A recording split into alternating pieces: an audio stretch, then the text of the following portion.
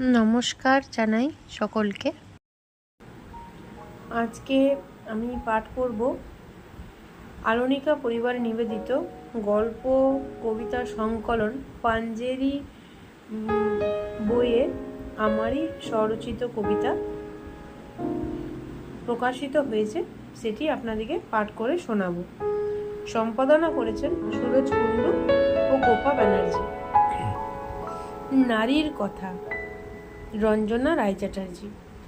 এই তো এসেছি মাগো তোমার অন্তঃস্থলে, বরণ করে নেবে আমায় আগমনের প্রদীপ জেলে।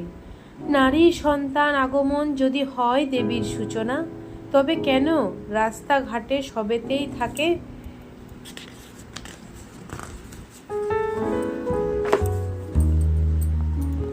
দেবীর প্রতি বঞ্চনা।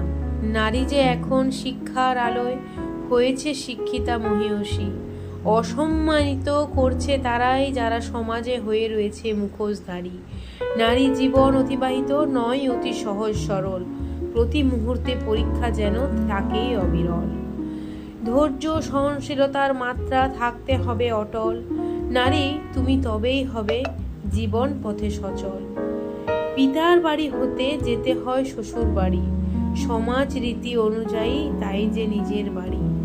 যদি তাই হয়ে থাকে তবে কেন থাকে না গো স্বাধীনভাবে জীবন যাপন।